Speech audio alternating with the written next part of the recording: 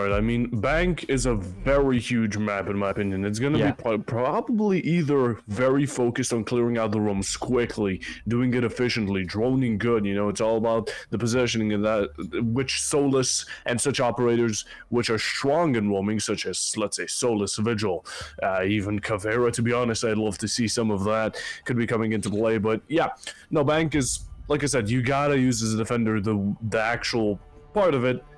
It's a huge map, but the first ban coming out from the side of 5Stars is going to be Osa, which it's pretty Understandable. realistic. Yeah, it's reasonable. I mean, she has a good gun, gadgets come in useful, and overall for just second one coming in is going to be Ying. Yet again, it's very reasonable. It is a strong operator. You're having major issues. Alright, we do seem to be having a bit of a downside here on production. Velocity, what's happening?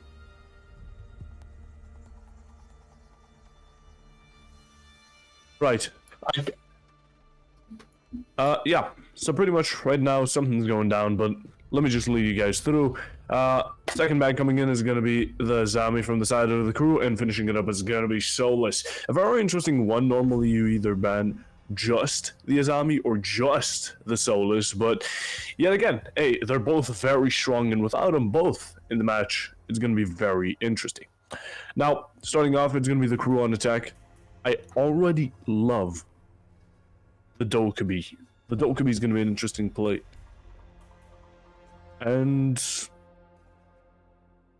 all right, we have a leave. Can velocity be heard?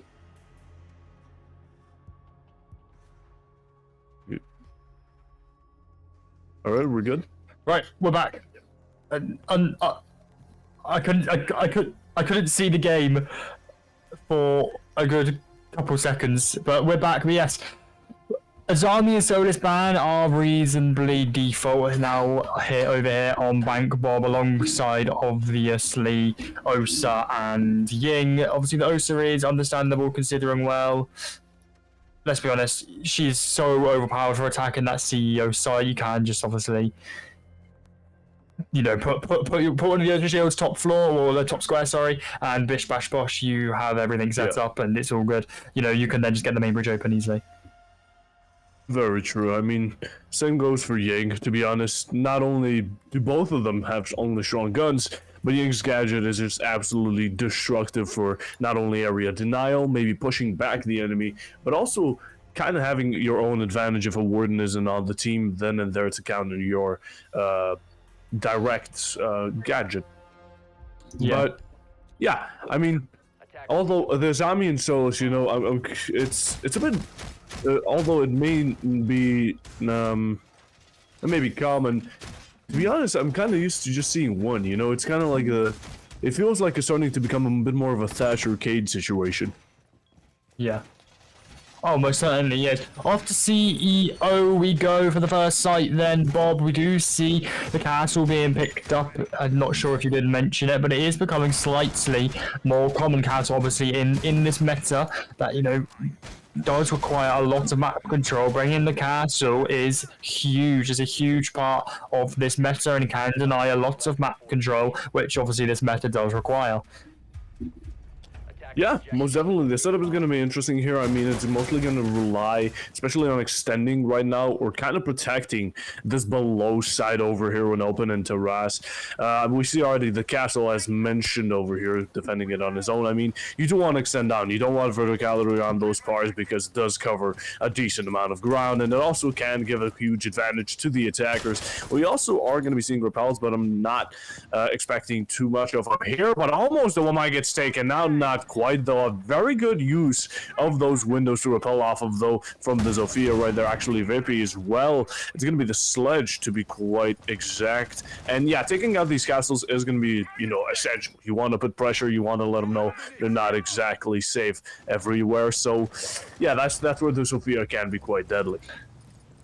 Vibe does take down Rush though, we were talking about him before, and that was the castle off the board. No more UMPs, no more castle barricades, and more importantly, no more micro shotguns in the back pocket. He's off the board, taken out. Goodbye, we'll see you in the next round. Drone work is a key part of this crew attack. They have to be able to drone out this 5-star defense, or else, you know, these sneaky little corners that you can play on in-bank are going to be used to the fullest extent. So by using these drones as much as you can, they are going to be able to clear out these defenders of 5-star Reapers. There was playing in the elevator very close to the Kanto wall, and maybe could find one, potentially two, or could be found getting himself killed. Selberg lurking in tellers and is going to be maybe looking to find one. Little does he know, with crosshair millimeters away from the head of the Iana of Jukis, who has been taken down by the Fenrir. And now it goes to a 4 versus 4. Man advantage restored even once again, but Selberg says no. He finds a second that puts it into the favour of 5-stars. But Bob, it is looking like the crew are struggling a little bit here to clear out this 5-stars defence. Yeah, they got an early kill onto onto Rush. They did manage to bring it back though. Nyquist getting one. That's a second kill, but it's not going to be from the same team. It's going to be Zane with one of his own. The Lamai clapping back, not standing still for the entire match. You know, he was a bit more idle, it seemed like, but not continuing that type of gameplay, going a bit more aggressive, putting that man advantage for their own. As it's a 3v2, the Thatcher and Hibana will have to push up, and they don't have much of an option but to kind of go around the area. They developed the area. They've been kind of pushing this entire match, and that lets the enemies know. Now they pretty much have the intel. They're there. We just need to cross-hold this. We need to play off of this, and we need to play to our advantages. They don't know where we are. We know where they are. And since no one's really pushing square, I mean, it's going to be a hard gamble to go through. The Fenrir are going to be in a very good position. One kill coming through. The plant is going down, and there's the second. The Thatcher getting taken out, and that's going to be round one. Going over to the side of 5-stars, and a good one. You know, it wasn't seeming good at the very beginning. You know, the Castle AK Rush getting taken out so early, or a bit more early into the round, did seem like it was going to be a bit more fallen, but at the end, it was all good and well.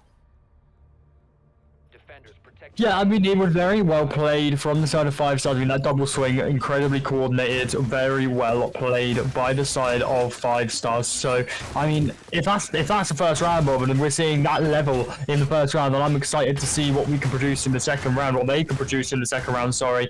And, well, we are going to see CTV. We are on the bottom floor.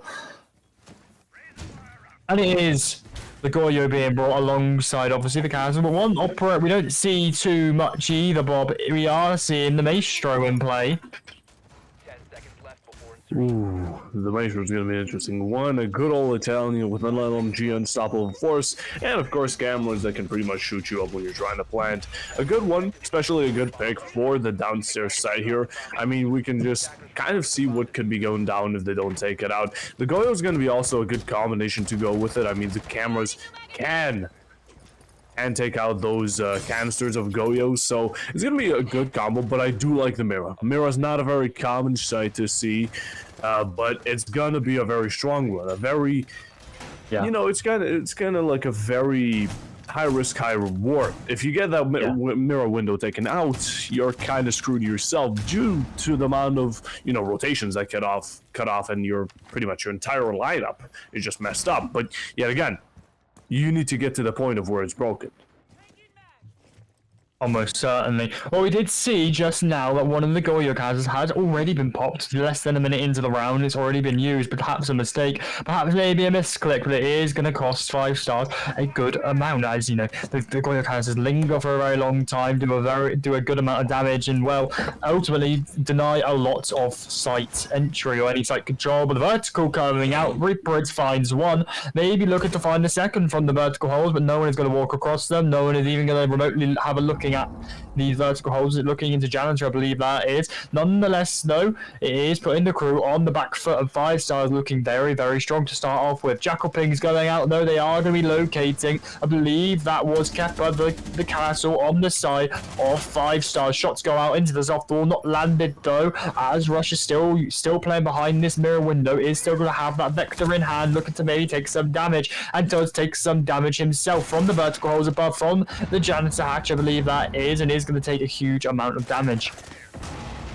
Yes, he will. Nightwood is already out of the map, so we don't have the Habana for much hard breach or hard wall destruction, reinforced destruction. Now the castle is going to be getting right now destroyed onto this main door, so it could be the Goyo in danger. But while in the meanwhile, it's going to be K-Bar getting taken out by a Vipe, and now it's a 4v4, so it's not looking too rough for the crew yet again. But they have 50 seconds online. They need to push quickly. I mean, we saw the Goyo retreat from the elevator pretty much down the hatch, going back to site. It's a very smart play. You don't want to be too aggressive. They have way more utility and guns that they need to kill you. So, you know, you wasted their time. You did a job that you were needed to do. So, you know, very good. We still have the smokes coming out right now, slowly, 25 seconds.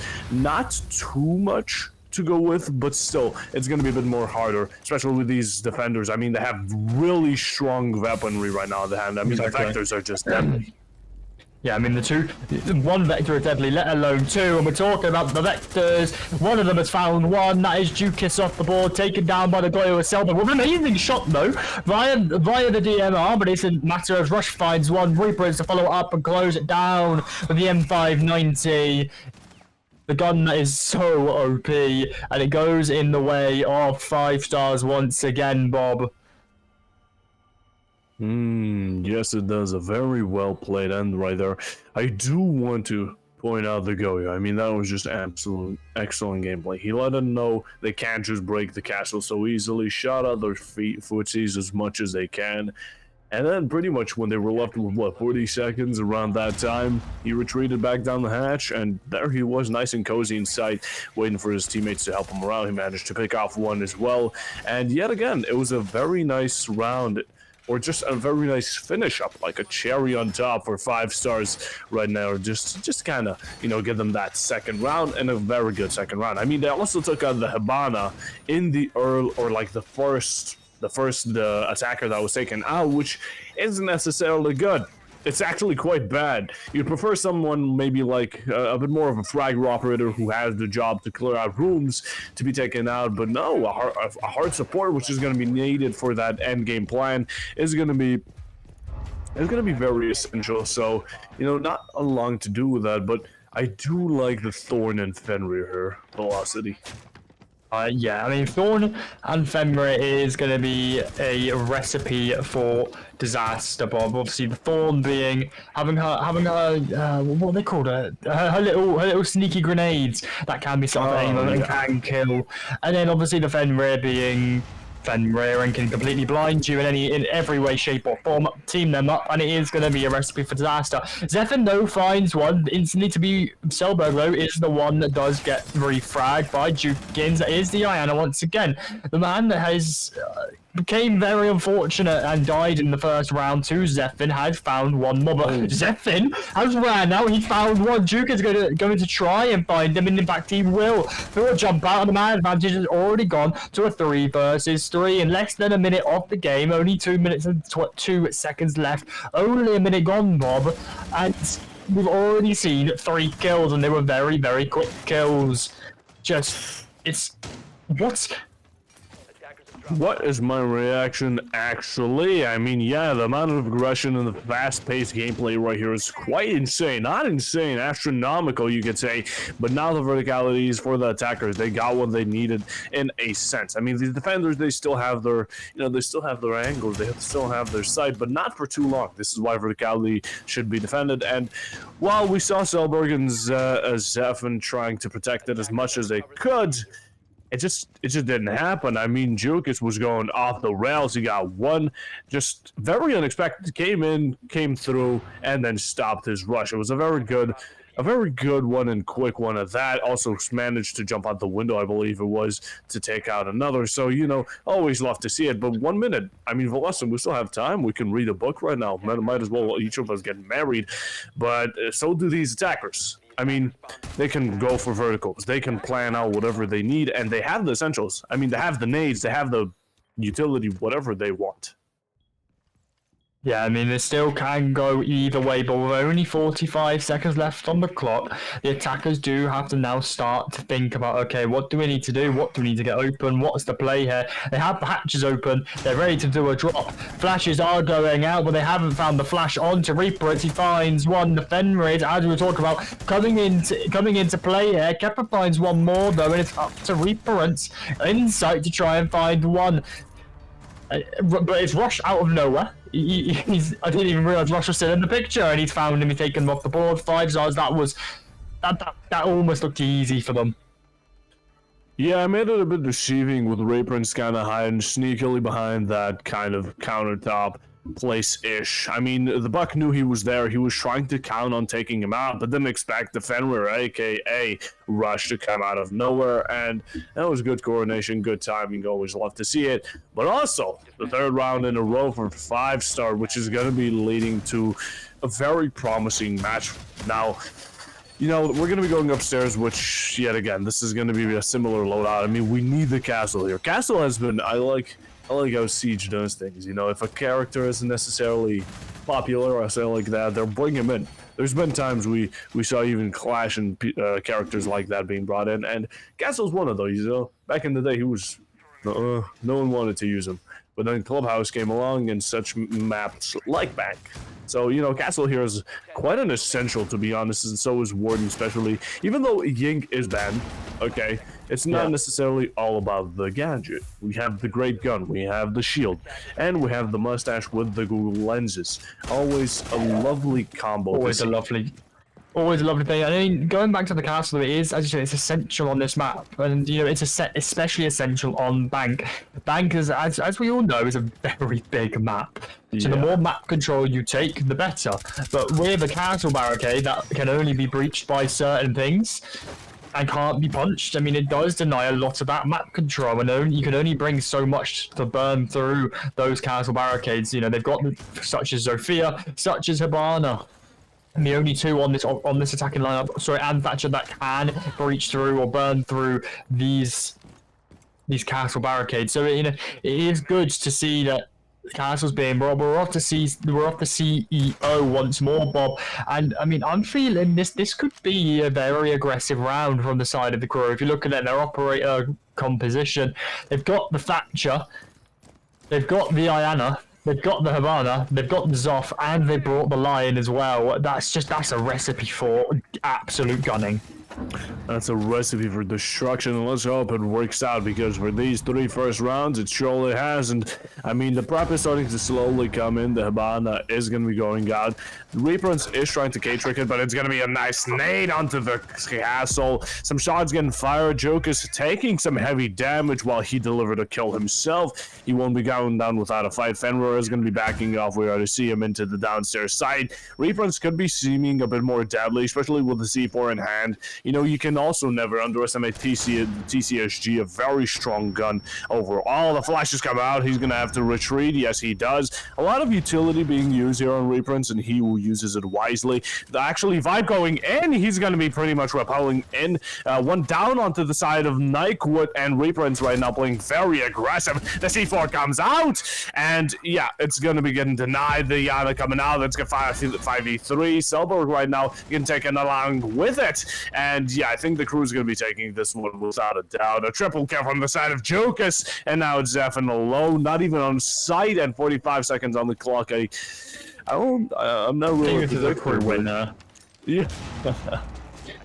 I mean, they isolated their 1v1s very, very well, Bob. There it is, the crew take the round. But they isolated the 1v1s so well. And I mean, they pushed the 5-star players into positions they're not exactly comfortable with. They pushed Reaperance right out of that elevator and really pushed him into a position you don't really want to be in, especially with a TCSG, a gun that shoots one pellet at a time and is suppressed as well. It's not really a position you want to be in, but yet they pushed him into it, and obviously they managed to isolate him and find that kill, and they've done that so with every other member of 5 Stars in that round. And I mean, just wow, just very well played to the crew. But off to CCTV we go for the second time, Bob, and well, this site was chaotic last time. The question is, will it be as chaotic this time round?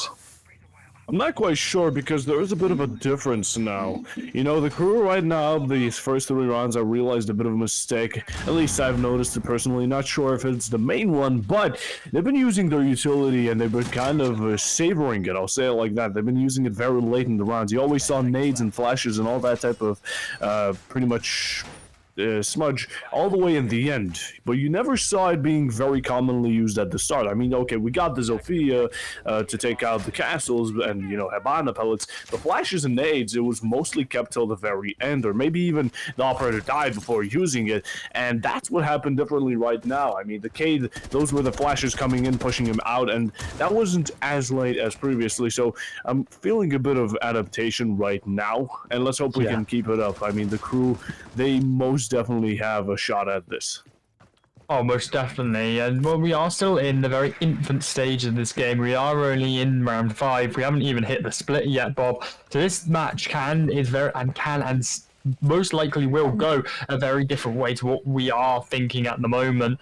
And, you know, it is still possible to go in the way of 5 Stars, still possible to go in the way of the crew. We just have to wait and see. The crew, though, are taking a huge amount of map control, though, and it is very, very vital. Selberg finds himself taken down, though, within the first minute of the round. Oh, yes, he does. And that's going to be a very, not as good of a pick as it could have been with some other operators, but still, it's man advantage, can't complain about it. Now, 2 minutes on the clock right now. They still have time, as it's going to be Jukas, one of the more heavier hands on the side of the crew, or should I say hot hands, for the side of the crew, as I just said. Don't want to repeat myself too much. He's going to be getting taken out. It's going to be a 4v4. Not looking too bad for the side of 5 Stars. Still very possible, although they haven't been defending at their A game. They haven't been at their peak, as you would say. Now, I mean, we still have people even all the way downstairs trying to pretty much go over the side when we have first floor contested. And while they're trying to take it, I mean, the crew right now is on the verge of pretty much just going vertical, going for their setup. It's going to be getting denied. I mean, we see the Fenrir playing it very strictly. Also, that he's holding his position and he's holding it good. He's there and he's not going to be moving so easily. Russia's not going to be going down, or at least trying to take someone along with him and wasting time, which is he's doing perfectly right now. I mean, we've went from 2 minutes down to 1. We've already cut the time in half. He's done a great job. Now, if we can just keep it up, I mean, they're still droning him, and people are we even have Zephyr right here. He gets actually shown. He's ready for a gunfight, and he goes on to one with Fishy. Not sure where he is. It's a double kill for him. That's going to be the Dokkaebi off the board with 35 seconds on the clock. They're going to have to start, pushing forward. They're going to need to get somewhere. Another kill, but it's going to be a team kill. No kills for Fishy. Seems like that's not going to be an ace for him. He does get down, but an unfortunate turn of events to take out your teammate along with him for this Thermite, aka Sakis. And now it's the two Heartbreachers, the duo in hand, and let's see what they can bring out. One on to Nyquist, and now it's all for the Thermite. 10 seconds on the clock, and Velocity, this is going to be a bit more difficult. Almost definitely. Ninja comes out, but no Kappa to take down Sakis, who does drop the hatch.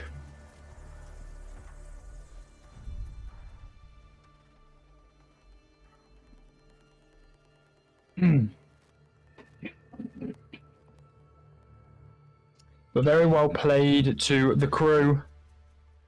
And the crew did have a very good run there. Yeah, most definitely a good attempt, but 5 Stars won't be, taking that one round of adaptation as easily. They won't be taking it for granted, as they're going to be taking one of their rounds swiftly right into their pocket, and it's going to be a 4-1 score. One more, and we're going to be getting a roll swap Velocity now. If it does, I'm only saying if, no, not necessarily want to put a but-if situation here, because no buts. But the 5 Stars, if it comes down to a 5-1 score, do you think maybe the crew could be having a bit of a better time on defense? That's a real question. It's a real question. It's a very good question. I mean, it would just depend, you know, because you know it just really depends how prepared both these teams are moving into this match. You know, I know for a fact that 5Stars are very, very, very prepared here, Bob, because they've already played Bank once today in a league match, and well, now they're back on it again. So however, it just does depend on how prepared the crew are, because if the crew are not prepared, then well, this is only going one way and one way only. Jukas though does take down Zephan off the board. That is your Legion.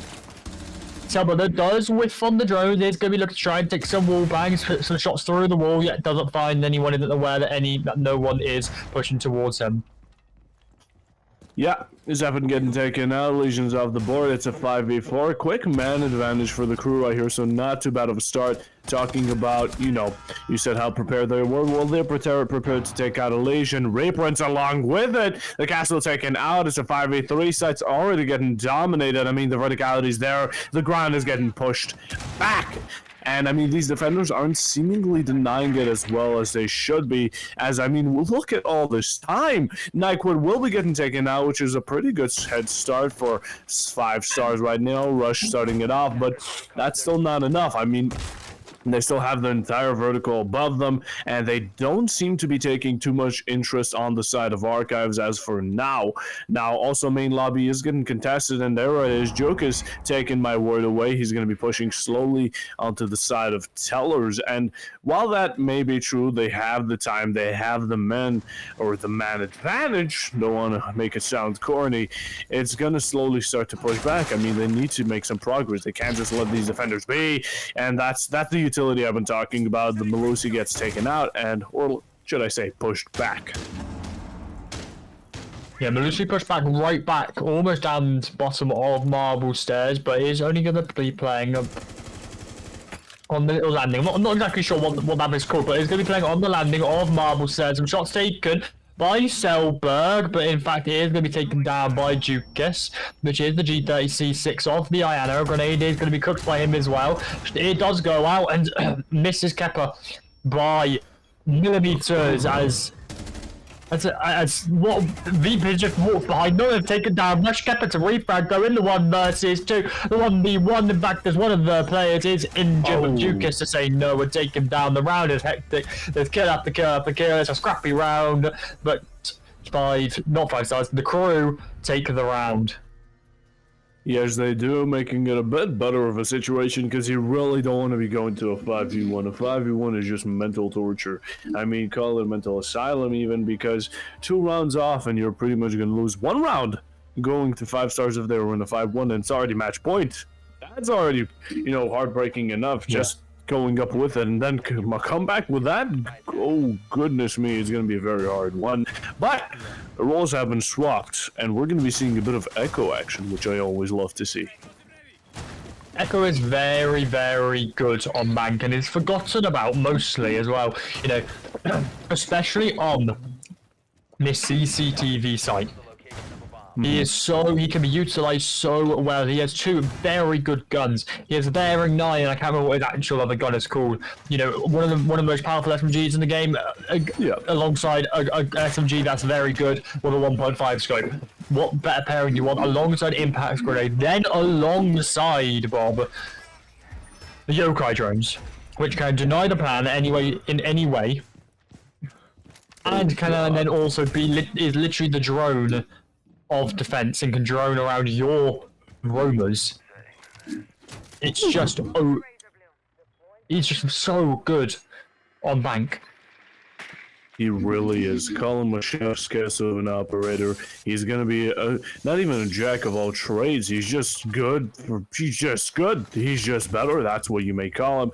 And you nicely called out how he could be used on this side, you know, with the roamers. But that won't be helping Jokas, as Zephan will be getting his first pick. It's going to be the buck. And there we go. These repels are really working out for them, man. And I mean, especially with taking out Jokas, I don't want to be too focused in on how good the guns are, but hear me out. The Vector can be a deadly weapon. We have seen it used. And oh my goodness, Kappa taking out the entire defense setup pretty much with the Goyo canisters and the Twitch drone. Not really too commonly seen, but we always love to see it, at least not from my perspective. Now, upstairs has been taken control of. I mean, 5Stars are making a decently quick progression, but no. Now Velocities goes down. But talking about the Echo, he's going to be finding himself one onto Zephyr. Kind of a late trade, or should I say refrag, but, you know, better late than never. But certainly a refrag is a refrag at the end of the day, Bob.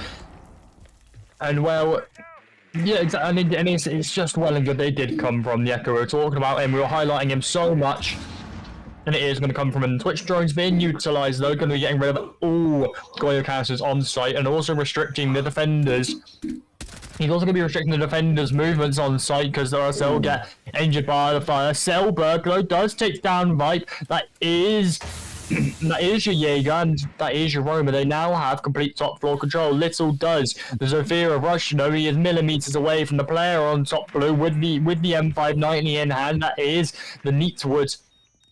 Nightwood, sorry, that is Nightwood. The smoke of Nightwood is playing on top blue, and he is going to be causing some issues and has now been forced back down into servers.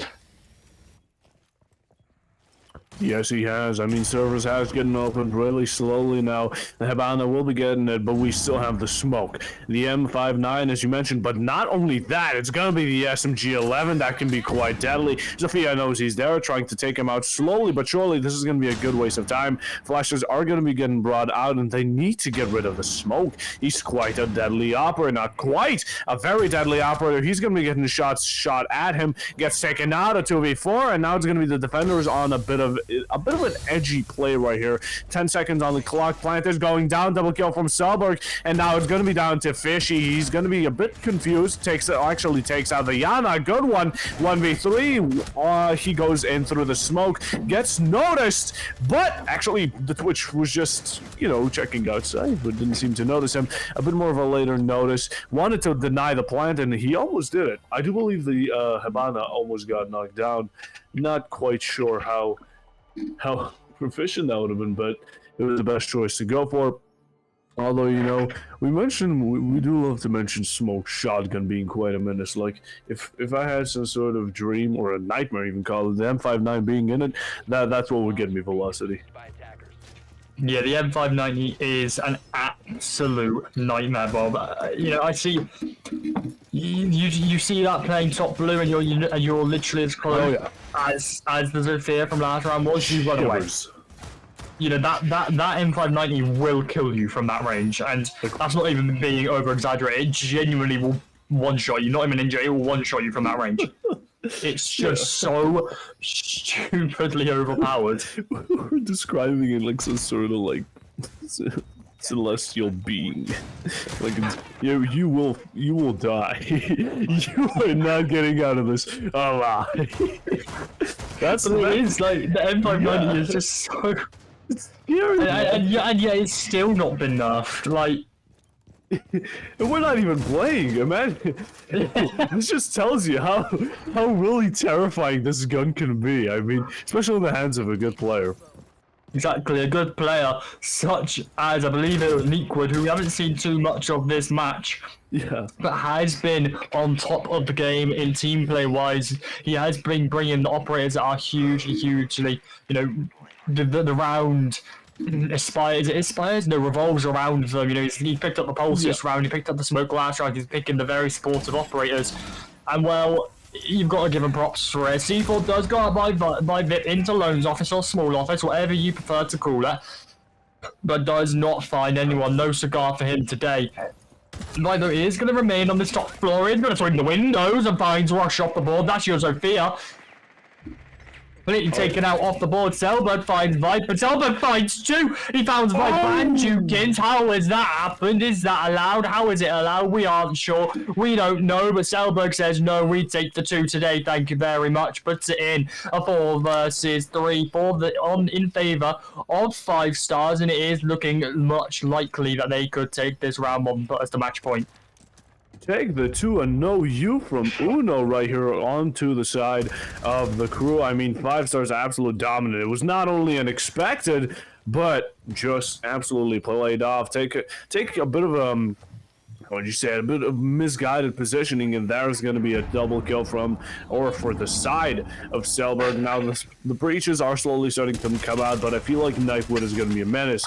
We credited him quite a decent bit, and I think it's fair, because this pulse and that smoke, he's been bringing a decent amount of, I guess I'll say, influence to the side of the crew, and he's been doing a good job at it. Maybe not with kills, but just in general utility usage and the operators that are actually being brought out. That's what we love to see. Now, like, what he should be possibly as much as he can get at the ring info. I mean, they need to start holding cross angles. They need to kind of take in the fact that they're not at a man advantage. They need to start taking people out, and it's going to be a bit too late to start playing a bit more defensively as we say that. It's going to be 1 kill tonight with Silver getting 1. A challenge will be accepted, but it's going to be 5 Stars taking this one. Oh. Another one is going to be an impact Pokeball in hand. Plant is going down. Reprince does not care, and it will be, of course, Zephyr getting 1 onto Sagias, and another one from him, a double kill onto Fishy to finish it up very nice and clean. A 2-6 score velocity. Oh, overtime. Not overtime, match point. Match point, yes. I saw overtime earlier, and well, I went into default mode. No, but it is match point, and well, we do love to see a Pokeball kill. That's all we can say. Absolutely do. Catching that Pikachu? No. Catching yourself a kill to maybe try and get around, but the crew will not be. They don't have the Master's Pokeball, which is the default. Yeah, it's the default Pokeball. Yeah, you have the red and white one. I think it's the Master that's like a purple one. I don't know. I'm not necessarily a Pokemon, I'll say, enthusiast, but if anyone is, correct me if I'm wrong. But we're going upstairs. We have. I don't believe we've seen the crew play upstairs. Actually, Velocity. It's mostly been downstairs in open area. Yeah, I think it has only been downstairs and it has only been open area. But the crew now do not have to combat that O-Solve. So we know Ostra is banned. You can see that at the top of your screen. So they will not have to count. They will not have to have to counter that Osa, who may then go up to top square, which is good. It will make their lives a little bit easier, but will make 5 Stars attack just a little bit harder because they cannot take that square control as easily, and they are actually going to have to fight for it and not just walk in and well tank the bullets. Yeah. Most definitely. I mean, upstairs is also going to be an interesting side. It has been one of the more kind of one-sided ones. I mean, 5 Stars mostly when they attacked it, it was just a full push through lobby. Maybe someone went like square once, but that's as much as we want. So maybe seeing a bit of a change, maybe a square-ish push could be a nice pace of a nice change of pace. You know, always love to see it. But yeah, Nightcode right now still defending, you know, the side of lobby. It's going to be dangerous though. You know, with the amount of windows they can repel on. Oh no! Oh my goodness! It's gonna be a. You take it away. I gotta take a lap around the house. I mean, I thought Jukin found a kill, but no, he found himself killed, and Reaper does take the chunk of damage, Bob, but doesn't find himself taken out. Does still have that DMR in hand, which is very, very good. And he is just going to jump into sight. He's going to say, yes, please. We'll try and take the site control. Reaper finds himself taken down, followed up by his teammate Selberg, both taken down off the board. We'll see you next round if there is a next round. Ross remains on these windows, though. He's going to be looking to try and catch everyone out, rotating up the site. Kepler, though, is going to be walking up the main stairs. Zeppelin finds one. That's Vipe off the board. And this is match point, Bob. And it is that 3 versus 3 once again. Nightwood still resides in this elevator position, and well, he's going to have to be cleared out by the twitch of Kepler, or else things can go very, very, very badly here, Rob. DMR in hand for Kepler, and he is able to maybe do 1 or 2 shots onto the Jaeger of Neatwood, and he is going to have to try and land them. He is going to look, and he is going to walk into the line of sight, and he has found one and finds another. Kepler, though, did find one. That is one of the crew players off the board, but Neekwood does remain alive and does still reside in that elevator position. It is a 1 versus 2 versus 2, 1 versus 2, as Neekwood finds 1, finds 2. And Wow. the crew stay in this for one more round. What has happened there? What has happened? What has happened? Nakewood going off his peak. I mean, an absolute monstrosity in that elevator. That's what happens when you don't push a man out of the elevator. There's not really a saying for elevators, I don't believe so. But yeah, I mean, Nakewood right now getting absolutely the round right there. A very good play from him, and he managed to, back up the operator he was using. He was normally on that smoke pulse, not too strong guns. You give him that Jaeger, and he's surely going to be doing something with it. Although a very questionable decision from Jokus. Reference was saying, actually managed to take out that run out. I mean, jumped out the window, got taken out. A very uncalled for decision. It was risky, high risk, high reward, you may call it, but there were still 2 on repulse. You could have maybe went for reprint, which was the Dokumi. Okay, very strong operator indeed. But, in the end it didn't happen, and in the end it was a bit of an unfortunate ending. Still, Nikewood managed to finish it up. A very nice one-tap, may I say, for the second to last kill that happened but we're still match point. The crew still need to win 3 rounds in a row, which is going to be quite hefty because, yeah, 5 stars, I don't think they're going to be letting it go through so easily. No, 5 stars will be disappointed they couldn't get that round. Well, they are going to try and do it, get this next round, obviously. Still 3 rounds though. The crew more than capable of winning these next 3 rounds to bring us to overtime. Well, but I generally would not be surprised, but I don't think 5 stars will allow it. 5 stars been incredibly dominant in these rounds so far, and well, it did come down to a 2 versus 2 in the last round, showing that even on those close rounds, even when they're not doing too good, they can bring it right back and really bring it nice and close. Flores, though, in the mix of the operator composition, is going to be utilized to the fullest extent, getting rid of all of the Jaeger ADSs in server, and well, he's also going to be pushing the 4 now behind the desk away from that server rack. Zephyr is in garage though, and he's going to be looking to maybe catch someone out rotating. He is going to be backed up by his teammate Kefir, which is the Twitch, and Twitch has to be used here to get rid of all these Goyo canisters, Bob. Yes, they do. I mean, not much kills actually getting dropped as of now. There is map control being slowly delivered upon that. Zephyr taking some damage, and the Flores drone being quite a hindrance for the side of the defender right now, or should I say Fishy. And Sagan's taking some very heavy damage. I mean, he's right now on his tippy toes just trying to crawl away, and he's on his life support. I mean, plug that off, 1 more bullet, and he's going to be off the leaderboard. And as for now, I mean, with 120 on the clock, they need to start pushing. 5 stars need to start making some progress, and Nyquil with that shotgun, as we mentioned, a very scary operator and a very scary deal to go with the M590 is going to be very terrifying. I don't think we want to have a conversation about that again. Flashers are getting used. Fishy does not get flashed, but 5 stars need to start making progress.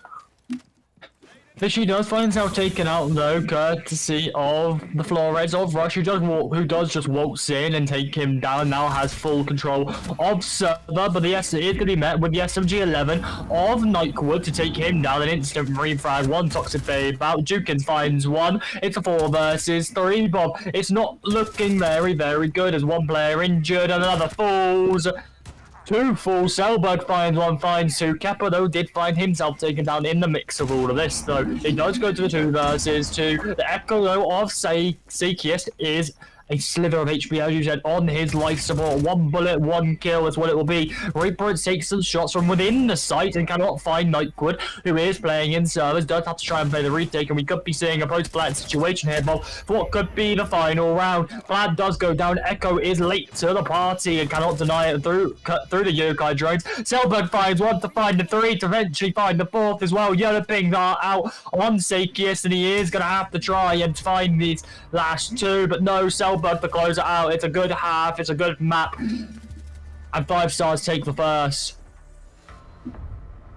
And maybe even potentially first to last, or first out of the 2 matches. I mean, this is going to be very interesting. This was a good match, especially from 5 Stars. They definitely started it off very heavily. They had a very good start, but they needed to continue it up, which they couldn't. For a second, the crew was having a bit of a comeback, but before we go on to map 2, which is going to be Chalet, I think we're going to be going to a 10-minute break. I think we need a little break after that, Bob. But yeah, Chalet is our next map of choice. Don't go anywhere. We'll be back after the break.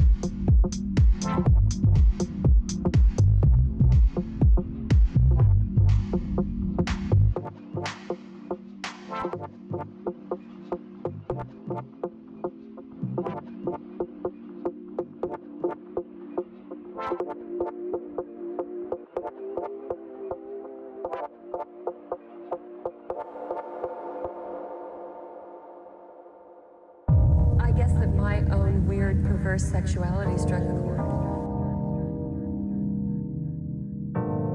Well, I think I didn't get into the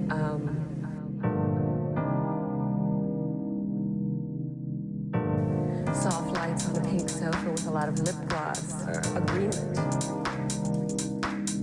of the I'm an object, I'm a victim, I'm an inflatable doll sexuality, of the I'm a human being who thinks and feels and speaks and has a kind of a vital, passionate sexuality, which I think certainly for grown-ups is more interesting.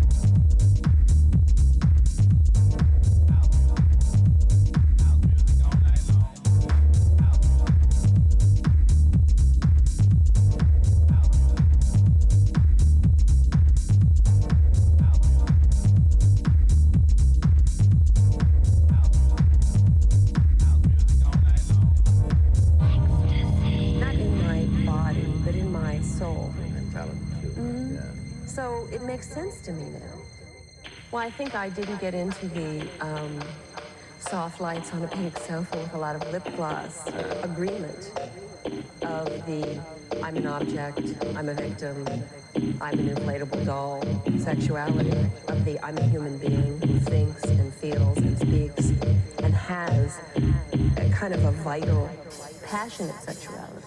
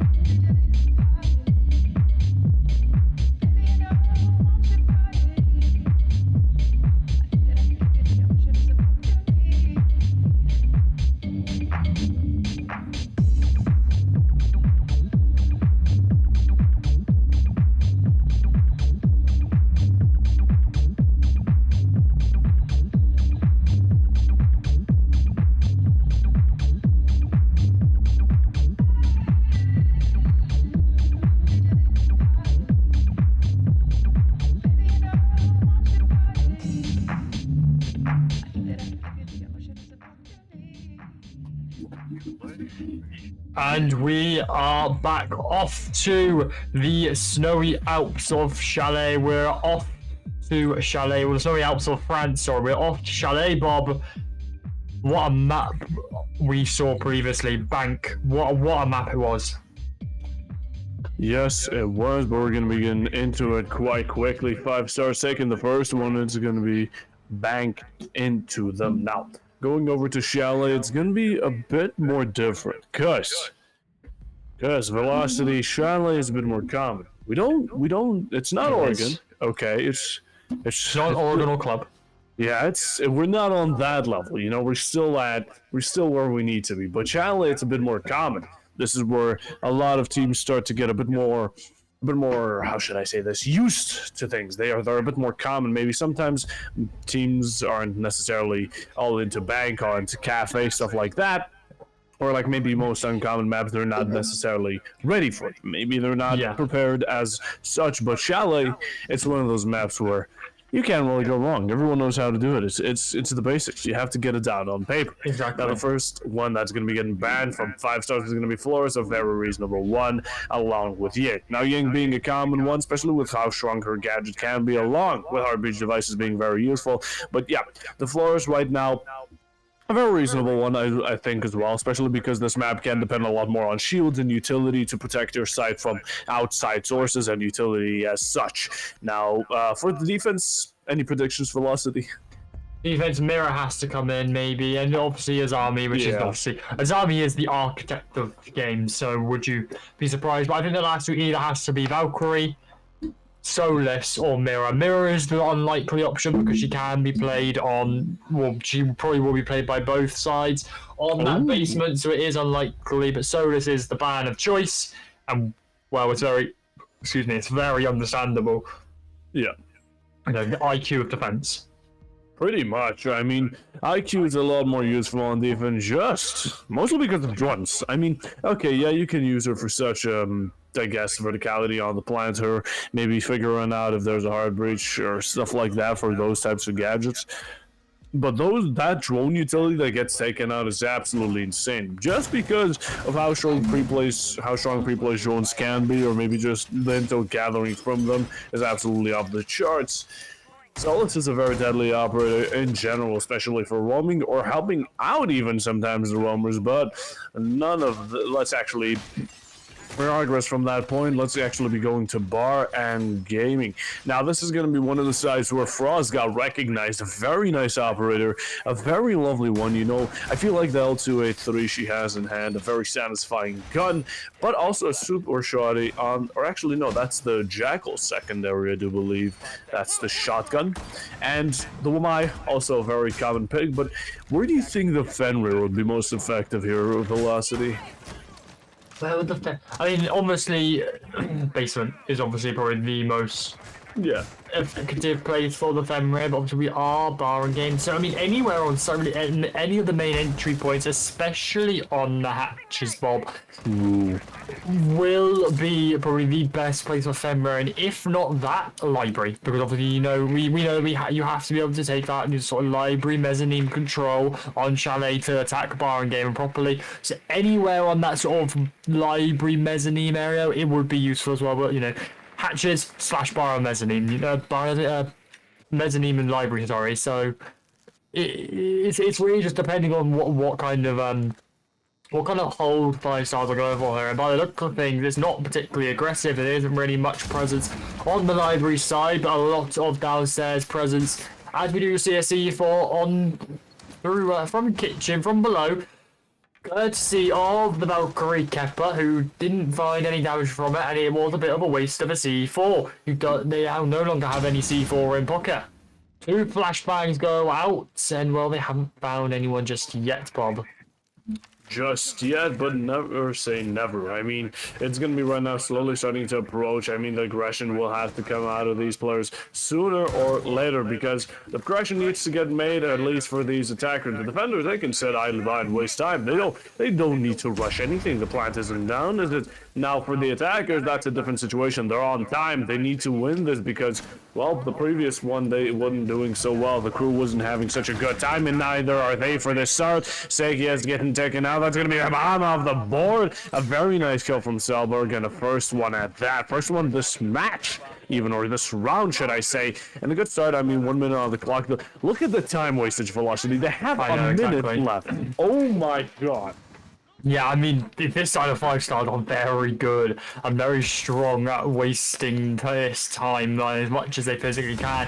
A minute and 50 left, sorry, only 50 seconds left. They haven't even gotten the main breach open. IQ of, like, though has found himself injured, courtesy of the frost map, but Jinkies does take down Rush as he swings to confirm. Viper does do so, but it does cost him his life, Bob. In a 3 versus 4 situation, it is now so unlikely that the crew are maybe taking this round. Only 20 seconds left, Bob, and there's no real efforts to try and do anything on site. This top blue shield proving such a problem as Zephyr finds one fishy off the board, and it makes it even more unlikely that the crew win this as Jenkins finds himself taken down to 1 versus 4 and Reaper to clear it up and claim the round. Oh, wow. What a blistering, what a absolutely shimmer sham of a gameplay right now from 5 stars. I mean, the crew didn't expect it. I mean, those head holes over from the side of top library stairs all the way to mezzanine were absolutely insane. The Yana didn't expect them. They came out, they got taken out. They had to push through Fenrir gadgets. Well, my discs, you can even call them Beyblades at this point. But the point is the amount of gadgets that are put on there, but the crew just couldn't take him out. They couldn't brute force their way through it, and they were taking their sweet, precious time, but they couldn't have enough. I mean, 3 minutes or whatever they may have, they can't get more. I mean, that should be enough for you to drone it out. If it seems too risky, switch positions. You can be playing it a bit more risky than that. I mean, we have 2 people on the 1eye for what, like a minute and a half? And even then, you got both of the kills, and the Frost Mat, I do believe, got one for itself. And of course, Reprints with a nice old finish. So 5 stars getting a very nasty first round, to be honest, and a very good one to start it up. They even got the opening kill on... Let me make this clear. The Hard Breacher, the Hibana, the Hard Support. Hang on. Can we rewind? Okay. That was. Did you see the placement of the cable? I'm calling the feds. I'm DMing them right now. That Reaper, that is naughty, and that, I mean, wow, I didn't even know that was possible. I didn't even know that. I quit. My bucket list is ticked off. Bob, I'm using that in our ranked games. Reprints has taught me something. I'm using that in our ranked games. let's use reprints for tips and tricks to get out of silver. Tips and tricks for reprints. Nonetheless, though, we are in the snowmobile bottom floor, and it is going to be looking like the crew are going to be taking this top floor control. Going to be doing a top-down roam clear, Bob, as they are taking that library control. They have hopped in. They are looking to maybe try and deny or get rid of any of the roamers that may be up top. Little do they know, there's no roamers up top. Only on the middle floor is where they reside. Reprints is on the middle floor, I believe, has dropped the hatch, though. Does now play in blue with a TCSG in hand. I mean, do you want to be running down a funnel hallway towards Reprints when he has a shotgun in hand? Probably not. That's not what you're wanting. And the crew, I mean, how are 5 stars doing this, right? We are a minute and 30 left in the round, and they're time wasting with no one even up top. They have been inside, cozy blankets in hands, and they have been wasting time for a minute and a half. The fuses are coming out. Zephyr taking heavy fire. I mean, the fuses are very lightly operated, especially on this side, but I mean, okay, this is insane time wastage. The most deadly operator right now is the cave claw that was placed into the dining or kitchen or whatever you want to call it. Dining, yes. But right now, Zephyr taking a bit more of an aggressive approach going up below stairs. We also see the Fenrir, aka Selberg. He's going to be going a bit more into it. Zephyr's going to be getting one, not taking that HP he got taken off of him very lightly. And Selberg is still very close. I mean, he could be getting aggressive. 78 shots. Knifewood getting taken out. That's going to be a second for the side of 5 Stars. The crew at a 2-man disadvantage, and they're now stuck. They don't know where they are. They're just holding angles, and now they're going to have to start pushing. Vibe getting taken out by Zephyr. That's a second kill. Oh my goodness. It's kills in quick succession, Bob. There's one more. Zephyr, he finds 1, 2, and 3. Kepler to close it off with a very cheeky shot. And he gets 5 stars the round. Just what Zephyr is cooking up a storm. He's found his 3k in round number 2. And just wow. Wow, I didn't know we had Gordon Ramsay on siege right here. Zephyr just cooking him up. He has the pan, he has the all the things he needs. Give me some good eggs. But can we just take a second? Reprints, like, not to pray or anything, because the crew, they're doing that right now. They need to. It was a minute and a half. Not a single operator left sight. Yeah. Or even the downstairs area, pretty much. First, second floor, no one. A minute and a half. It was mental. Okay, like, we got some insider information that maybe, you know, the crew isn't right now there for potential. I'm not gonna We can't say why. That. Yeah, but, you know, even then, a minute and a half, pre-play drones right now are at full power. They can be. You don't have the Solus to threaten that. You don't have the Solus to take out those drones, so be free around it. Now, we're going to be going over to dining in the kitchen now. You know, still getting a bit of PTSD from that K-Claw. Personally, I wouldn't take it so lightly. But, I mean, it's going to be interesting. The vertical right here, necessarily, is not going to be as, I guess, as essential as on, let's say, Oregon from upstairs down or like such maps. But I think it's the part where you don't let them take such control. You know, you expend out as much, and oh my gosh, Shake is getting taken out. It's gonna be a spot from Zephyr. Calm down. This man, he cannot be stopped. He didn't have the greatest first map, and on the second map, he's had his Red Bulls, and he's gone, no thank you. You know what? This is my game. This is my map, and he's gonna already be 6-0 in round number 3, Bob. He has 6 kills, 0 deaths, and that's only going to rack up some more. Selberg, though, does try and swing, does take some shots, haven't really landed, but guess who's there to try and back him up, to try and take some more shots? It's none and only Zephyr looking to find his 7th on the board, and doesn't really find anyone just yet. Kappa, though, roaming, lurking all the way down in basement, and is yet to be seen. Selberg with a very random shot. I didn't quite find anyone. If that, I mean, Bob, I don't know. I think if he found someone there, I think that's us done for the evening. I think that would have killed us off. So, Zephyr, though, does take some shots onto the player on K9 door and does force them out. 3 of the crew players are pushing it into Piano, but it is going to be met by the MP5K of Zephyr. And he is going to be led down behind the Piano, Viana, who is injured and is going to be potentially claimed by Zephyr, a yellow ping to come out and to say he's injured. We know he is. Zephyr takes a lot of damage though, and it's all up to Zephyr in the closet. He is trapped, he's pinned, he can't make his way out.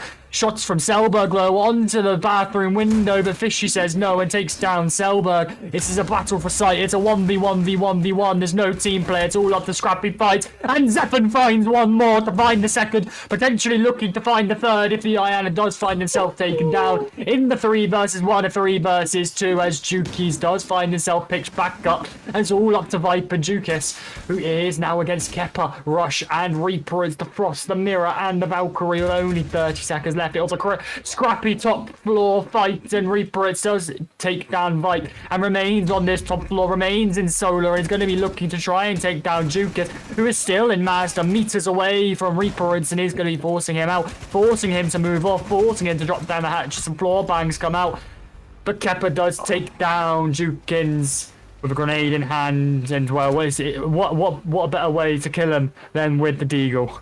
Yeah, Reaper's right there continuing Zephyr's legacy. I mean, kind of just going upstairs, getting himself one, and then dipping out. I mean, come on. I'm over here sleep deprived, and Zephyr's making me scream like I consumed a lifetime amount of caffeine. This is just absolutely insane. 5 Stars is yet again on an 0-3 score. And not only is it that, but the crew seems to be...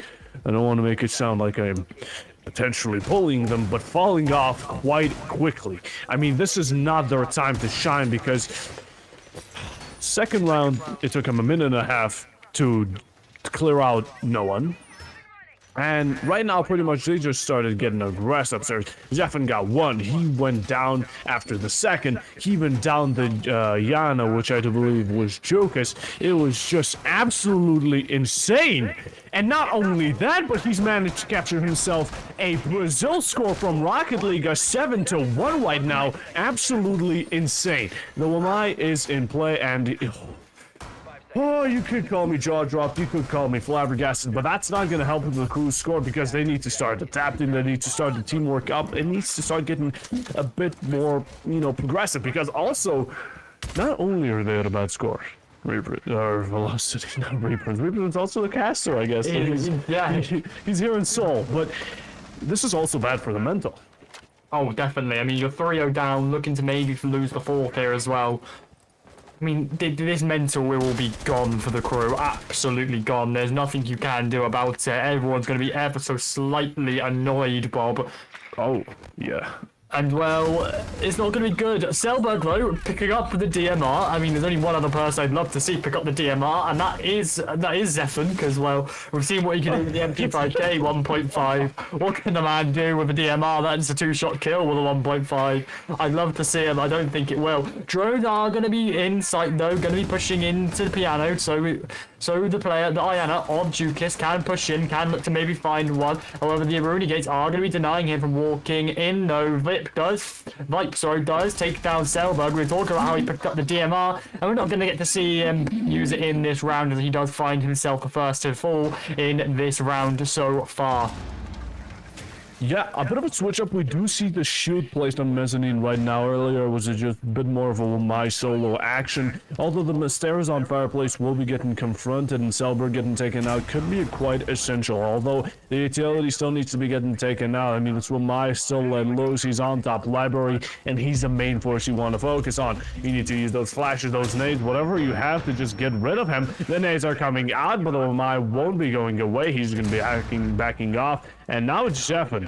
Now it's Zephyr, the man, the stand. Call him whatever you need. He's going to be absolutely aggressive. He's not backing down with that. If I tries to go for the Rooney Gate, actually, he actually manages to get it, which is quite an interesting way to deny this Yana from her gadget. So playing very aggressive. He gets one. He looks away, and the Yana will be taking advantage of that. Manages to take one. The king falls. It's going to be a double kill from the side of the crew, making it a very good starter round for them. A bit late going in as they're on 2-0-3. But it's a 4v2 and you can't complain about it. 40 seconds on the line. They still have enough gadgets to go about. Not much utility as in when it comes to the flashes and nades, but velocity, it's happening. Their first round. What could be the crew's first round, Bob? We say could because me and you both know that these 2 versus 4s can easily be won by either side if either side is coordinated enough. We aren't going to jinx it, but I mean, it certainly isn't possible. Both teams looking to play very passive, very slowly. The player in stock is Drone. The Reaper, they are aware of his position, but I thought he did find one. He's found one, but he's left Kepler in the 1 versus 3. A post-plan situation. He is going to have to attack his own bomb site, but isn't aware of Fishy's position on the blue stairs, and is going to be taken down, giving the crew their first round.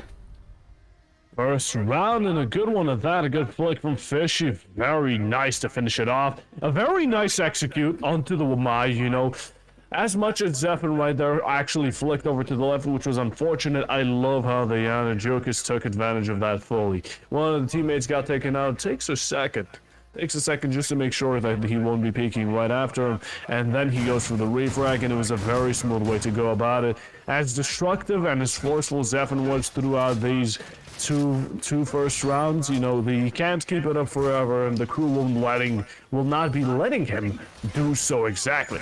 Now we're going to be going into the upstairs. We're not going to be seeing much, you know, focus on the side of wall denial because, well, you don't need to necessarily fully use a Cade and everything because it can be taken out quite easily just from going downstairs, using Flores, or, you know, since Thatcher isn't necessarily banned, an even easier job at that. But, yet again, I do want to point out the Frost, a very deadly operator. It's just one of those trap operators. Once you realize that it can be too late, you know, those bear traps snapping your legs in half and you getting down, it could just might be the end of you just because you didn't look under a window. So yeah, overall, Reapers could be a bit of a menace with his gadgets right there. At least we're not seeing hard breachers getting taken out in the first 10 seconds velocity. Yeah, I mean, that's always a good sign. It's always a good start that your hard breach isn't taken out within the first 10 seconds. And we have gone nearly 30 seconds more without a kill, without a spawn peak, which again, very good considering where we have seen this round, this match be very high paced, be very, you know, very aggressive, and I've cast a curse to it very badly. We see another Frostmat kill, or Frostmat down, sorry. Neekwood does find himself Frostmatted, but sliver of HP, a bullet will kill him. Nightwood though does find himself picked back up, but again a sliver of health. Both Vip and Nightwood are now extremely weak, putting 5 stars on the front foot, looking, you know, just a little bit better at the moment as it stands, as well they are all full HP. Yes, they are. While they may not be looking too great on HP, the crew, they still have guns and gadgets ready to use. Now, the Thatcher could be of use. The Ash, being the fragging operator, may be having a bit more of a troublesome time, but with the speed of that Formula 1 race car that Ash has, a still possible outcome could be coming out. Now, Nightwood, they managed to do what they needed. They got that breach, and now they're here. A run out coming out, and Selborg's going to be getting now taken out. Vipe, a very good start. Seika's taking some heavy fire, not too fatal as for now, onto the office balcony. And you know, even though he's a hard breacher, he's done his job. He can go on a fragging spree if he wants to, and with 1 minute and 15 they got in the breach, but now they need to start pushing forward. Now they need to start using that utility, those flashes, those nades, whatever they have, whatever to push through sight or to push back, maybe even take out the defenders. Yeah, the crew have a lot of work to do, and that starts with taking some of this control. They have opened up the K9 door, and then they do also have the K9 window open alongside the main breach. Now the question is, Bob, excuse me, how can they act off of this? Rush finds one, isn't able to find the second though. It's cool, there's Kepper that falls, sorry, I thought that was Rush.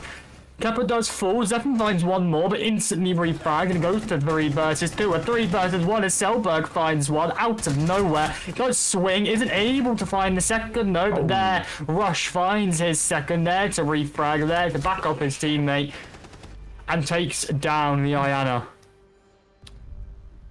Very nice. You know, the Iana right there actually managed to pick off one, but even though she did manage to get taken out, I feel like the Iana did a bit more of a correct job of how you want to go with clutch situations. You want to put the enemy at a 1v1 situation as much as you can. You know, you want to be in a 1v1 with every single person. You don't want to be in a 2v1. You don't want to be in a crossfire, because that's certainly just another highway to death, pretty much. But yeah, so 5-Stars managing to get themselves to 4-1. And I don't necessarily want to focus too much on it, but this is looking very similar. Not even similar, exactly the same how the previous match went as when it comes to score. It's a 4-1. If it goes to 4-2, call it a Gatser's curse. But if it goes to 5-1, even worse for the crew. They want, just like previously. I mean, on Bank, they, even when they got to a 4-2 score, they still had something to back out up with. You know, they still had something going, and they still managed to win a round or two after. If it goes to 5-1, it's just so much more stressful. It's so much more to deal with, just because you're one round away from this huge, pretty much game ender for the day. And as this is being a BO3, 5-Stars is right now very dominant. I'm not gonna lie about it. They are pretty much overtaking the crew, and yeah, I don't necessarily see what exactly the crew can do, because, I mean, the position they're in is just rough. Yeah, the crew are, they are struggling a little bit, and the position they are in isn't ideal. But I mean, they are just, it's not even coming down to the position for what they're in at the moment. It is just, they aren't winning the gunfights, and at the end of the day, this is a competitive FPS. You know, no matter what fancy strategy you bring out, it's going to come down to gunfights, and they do have to try and win these, and it is one thing they are struggling to do. Back to bottom floor we go then, and well, it is looking like there's going to be a solo take for the side of the crew. Little does Jenkins know, he is millimeters away from Selberg, who is watching the solar stairs, and well, one misstep and it could all be over. Selberg forced back into split, but isn't aware of the Iana's position, and is going to be forced back, is going to be forced right away, and potentially looking to try and find another kill in another part of the map. But we are just going to have to wait and see, Bob.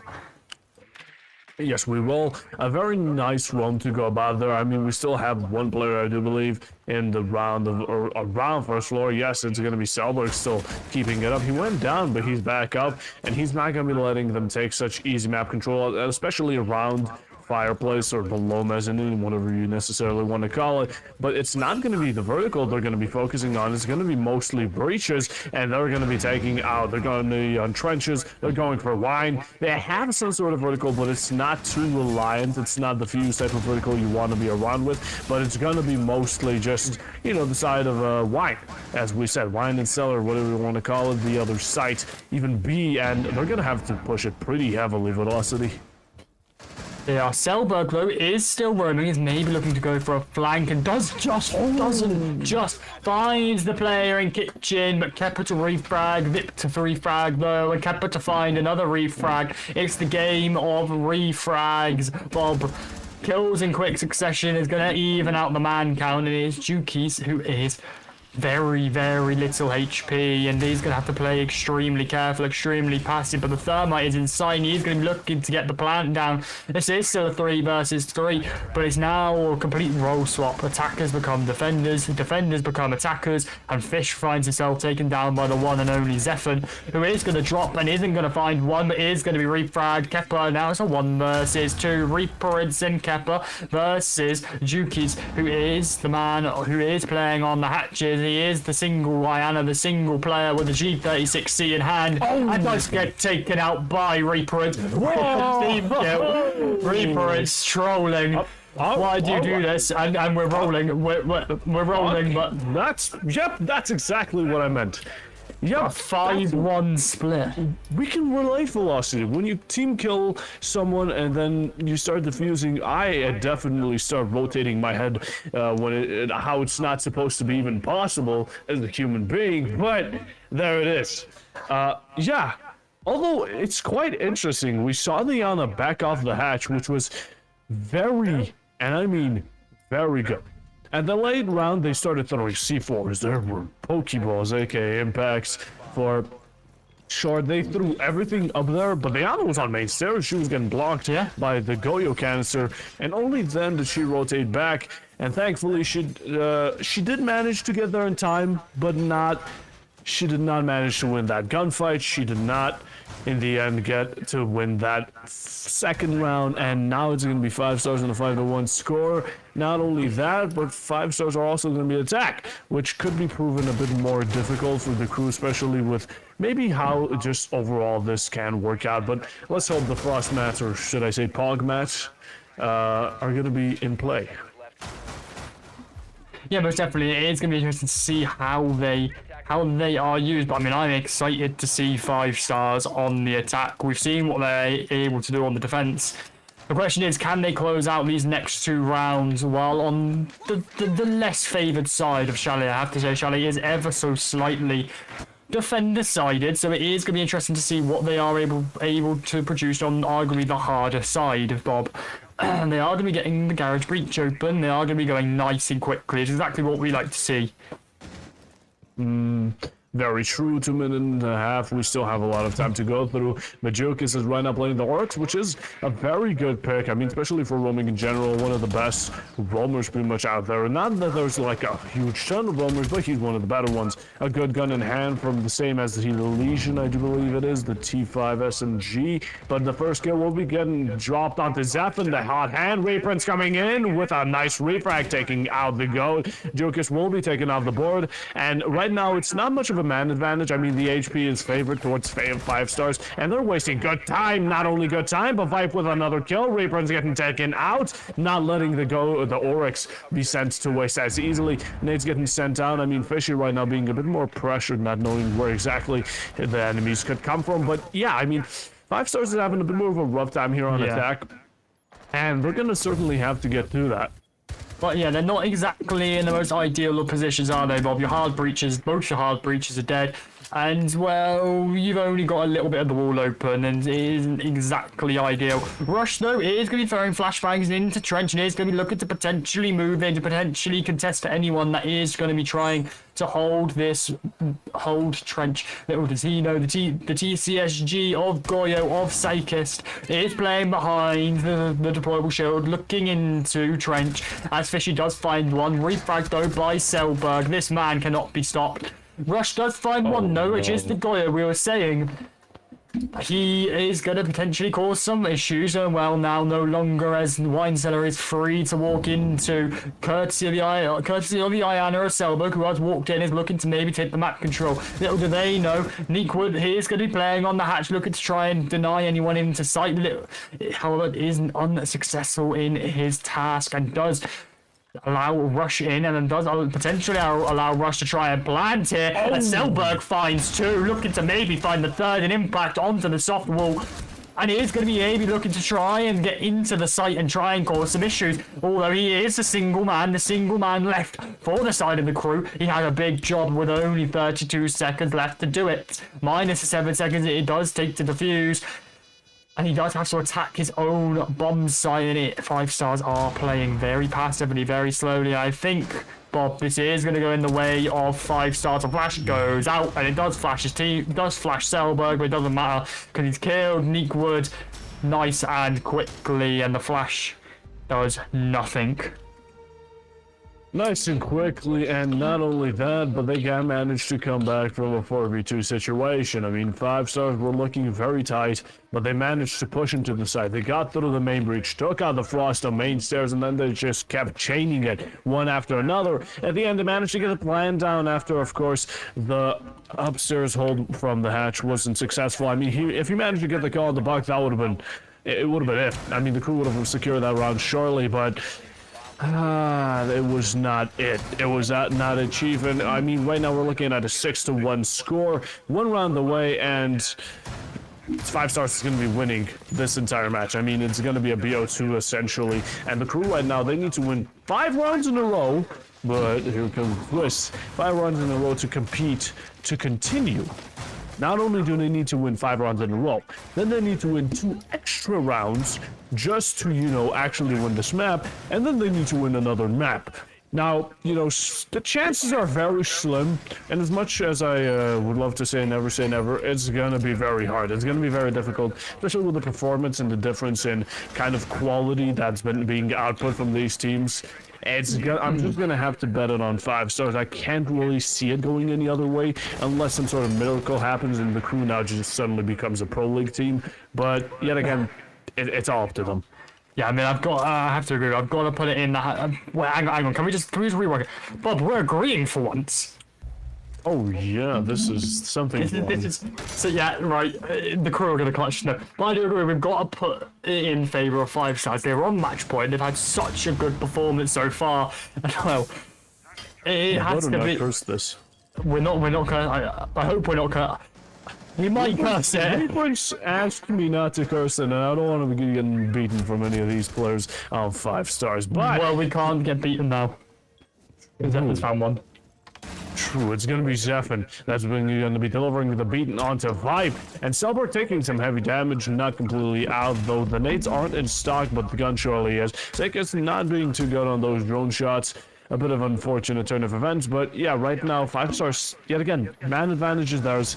They're taking things quickly and efficiently. A second one coming from Kappa, a 3v5. Oh, another one coming in. That's gonna be a double kill. Duke is getting taken out. Fishy getting pushed back into side, but he's gonna be having to force into a gunfight. He gets one. That's gonna be Selberg off the point. Segia is getting one as well. A 2v3 looking very good for the crew, but another refract coming in. A trade, and Weeprin's finishing it off. It's gonna be fishing it and taken out, and GG.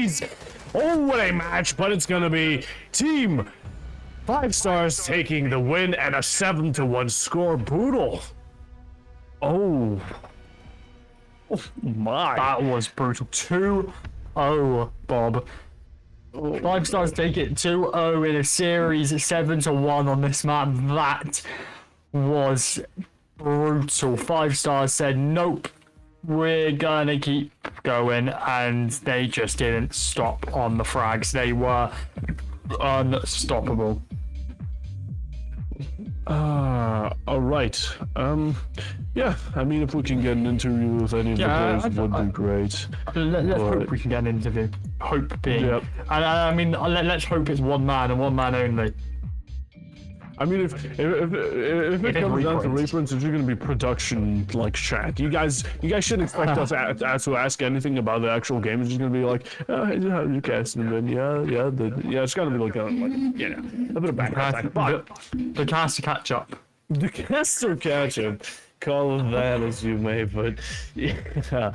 So the performance was very poor from the crew, just in general. Yeah. We hate to say that, but yeah. Yeah, we didn't necessarily want to favor 5 stars or sound like it, but in the end, whatever source it may be, or maybe it was a bad day, very possible, because that was not the performance I was at least expecting. To be honest, I was kind of, as just kind of how the day's been going, I mean, I was expecting a bit more of a closer matchup, but 5 stars demolished, and they got the win. We saw some bank action. Sadly, no cafe, but we'll get to that in another time. Yeah, I mean, we were very wrong, weren't we, Bob? We were saying we hope we see cafe, and well, we might actually see it, and well, it was an absolute onslaught from 5 stars. Hope at all. Us casters, we're some sort of like witches, man.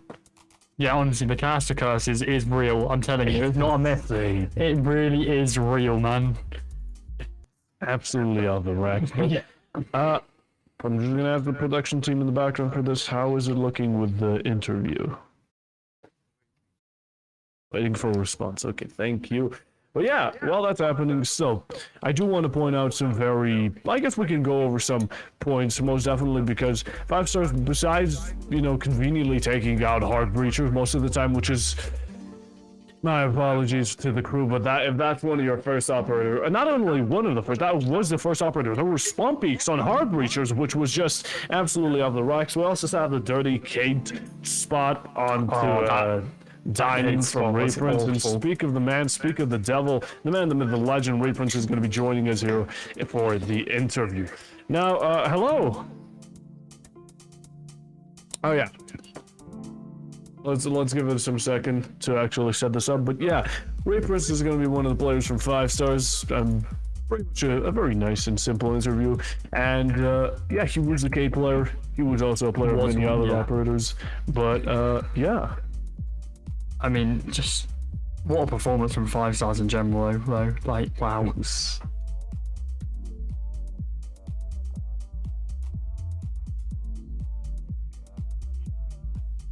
Alright, yep.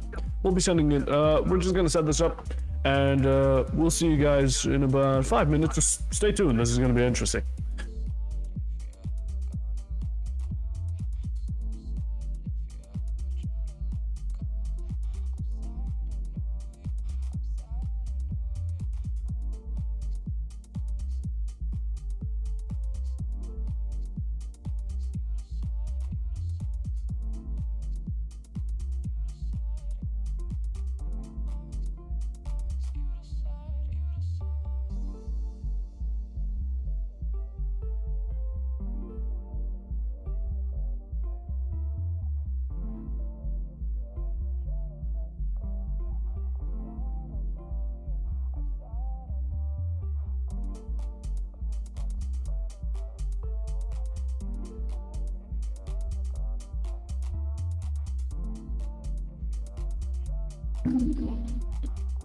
All right, we're back. Thank you for whoever stayed tuned with us. We're gonna be joined by one of the 5 stars members, the team that won today. Who would have guessed? It's gonna be Reprints. Hello.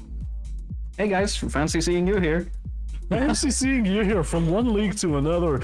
As some of you may know, may not, Reprints is also on the side of production, a bit more of a caster himself, but he's gonna be the player this time, so he's gonna get an interview. He's a big boy now. But yeah, Reprints, firstly, congratulations. Great match. You guys absolutely demolished. I mean, I don't want to go on about a rant for 5 minutes how good the performance was, but it was just off the racks. But yeah, yet again, you guys won Bank, you guys won Chalet. Just as a quick, I guess, question to get things started, are those one of your more preferred maps you like to play on? Yeah, at the moment, certainly. I think the new map pool for next season is definitely going to hurt us, and it already showed in Vivid Quals, because we do like Villa and Theme Park. But yeah, I mean, Chalet is just one of our primary maps. There's a lot of teams that like going to it. And because we stray away from the defaults a lot, Oregon, Clubhouse, they're just such a chore to play through, and everybody knows how to play those maps. So instead, we want to go for some maps that are a little more out there. I can't wait to see the meta develop on Nighthaven, and so yeah, I think the map picks today were very comfortable for us. So Chalet is kind of the new default. Everybody seems to start switching over to that instead of Oregon. And I mean, Bank, fairly confident for us. I'm not sure why they picked it. Yeah, most definitely. I mean, we saw the absolute performance today. It was just, like I said, I'm not going to go on a rant about it, but did you notice maybe anything on the opposite side, or of course, the crew that maybe could have been affecting them, or was it just, I guess I'll call it a bad day? Well, I mean, Nick was certainly not very happy with finding out that the game was happening like right before it started. But other than that, I think I gotta give the crew credit where credit is due. They're still good individual players. I think that they can put together a good team. But today wasn't it. And just overall for the crew, they switched like all of their players out throughout the Nebula season. So I don't really blame them for playing the way that they did. I mean, we had our roster together today, and it shows. Yeah, most definitely. I mean, it happens. Things do happen at times like these, and you can't do much about it. But in the end, you guys still won. And what are your current plans? You have Nebula League, you have Vivid, but are there any like future sites you guys set upon? Definitely looking at Vibrant. We did qualify top 2 in there, so we got into the minor together with Wild. Who did slam us because we picked the wrong map, though. That's a little mistake, but we go through that call 7-1, so we're definitely looking at Vibrant. Those are going to be the most important games. Other than that, we might look at Talent League next week. Sadly, I'm not going to be there. I'm in Köln next week, so very well the week after that when the TL quals are, so if the team goes for it, then definitely without me, they'll need to play with a sub the entire weekend. We'll see about Talent League, but for now, I think we just focus on where we already are. So Vibrant's coming up, that's exciting. Nebula, we're getting close to playoffs. We're pretty much confirmed we are confirmed in playoffs. It's like top 5, and we're currently top of the league. So I think we're coasting through Nebula, waiting for playoffs to start, and going off of that, we'll have an exciting few months coming in September and October. Yeah, actually, on the topic of Nebula League, as you mentioned, as we're currently on it, what are your plans for, getting into continuing from the playoffs? I mean, you guys don't necessarily imagine you'll be getting as easy or as fortunate matches as you did today. Well, I mean, it's gonna be a few of the minor teams, if I remember correctly, and the remaining teams in this one. It's gonna be a lot more of the same matches, just that there's a little more weight to the individual games, simply because it's a playoff bracket instead of just a group match. When we lose a group match, it's like, okay, fine, we move on. Not that we would ever do that, but at the same time, in a bracket, you kind of have either 1 or 2 lives depending on the bracket format, and then you're out. So you kind of have to focus up for the game. So at the moment, looking forward to it. Just coasting through the rest of the groups right now because these games aren't that important to us. And just seeing how it goes. All right. Well, that's going to be questions from me. Velocity, have any yourself? Just have one. So, you played Bank today. Well, obviously in this Nebula League. Matt, you played Bank. What was the mental like going into Bank? Obviously, you've played earlier in the day, and it wasn't exactly the best result, was it? So, what was the mental like? I think that for the most part, what you saw earlier on today on the live stream, number one, we didn't have Stefan. We played that game with Rinser. We needed a sub. So we weren't at full power in that Bank game in the BO1. And at the same time, we did learn a little bit on defense. We did figure out that we can't just keep going for the side rotation because as you may have noticed in that game in the afternoon, we went up 3-0 and then couldn't find a round to save our lives. Yeah. And so with Stefan on the team, it was definitely much more comfortable to attack because we had all our players in place and it was more routine. And on defense, it was just learning from the mistakes we made earlier on in the day. So I guess it kind of was good practice. Yeah, I mean that's why I did mention that. So we're on the same wavelength, obviously. That maybe a bit more prepared moving into this. Into this second round of bank for you guys. You know, you might have been a bit more prepared, might have realised, okay, this is what we need to do to improve our play on bank, and well, obviously you implemented it and did very well. Like, I don't know about what else Bob would say, but I'd say you did very, very well. Yeah. All right. Yeah. But that's going to be it from me, Velocity Reference. Yet again, congratulations on winning, and thank you for joining in on this interview. A very nice one to go about. But besides that, this was a BO3, not lasting all 3 matches. Sadly, we didn't get to see Cafe, but ladies and gentlemen, that will be it for today. Me and Velocity, we loved casting. Thank you for the production and the observation from the side of Wi-Fi, and of course, Kaboom or Kaboom. I hope I'm not butchering it too much. And yeah, I think that's going to be it for today, and we'll be signing off. See you later.